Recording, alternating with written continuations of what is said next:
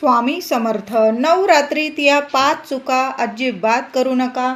महिलांनो, दादांनो, नक्की काळजी घ्या. लहान लेकरांना सुद्धा चुका अजिबात करू देऊ नका.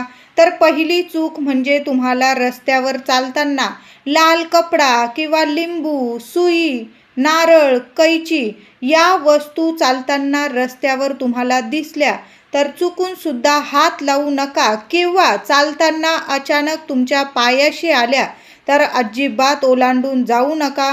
नवरात्रीत जशी देवी आईची शक्ती जागृत असते तशी काळी शक्ती सुद्धा जागृत असते. दुसरी चूक म्हणजे नवरात्रीत कुठल्या स्त्रीचा, महिलेचा अपमान चुकून सुद्धा करू नका.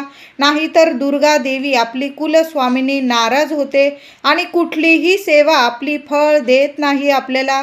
तिसरी चूक, नवरात्रीत कुणी प्रसाद, मिठाई दिली, कुणी बाहेरच्यांनी तुम्हाला प्रसाद, मिठाई दिली तर घेऊ नका आणि खाऊ तर मुळीच नका. नवरात्रीच्या 9 दिवस काही लोक काळी विद्या सुद्धा करतात आणि ती प्रभावी ठरत असते. म्हणून कुणी काही दिलं, लेकरांना सुद्धा सांगून ठेवा, कुणाकडून काही घेऊ नका. आपले व्यक्ती वेगळे, पण कुणी इतर असेल, तुमच्या ओळखी पाळखीचे, लांबचे असतील, त्यांच्याकडून काही घेऊ नका आणि खाऊ तर मुळीच नका.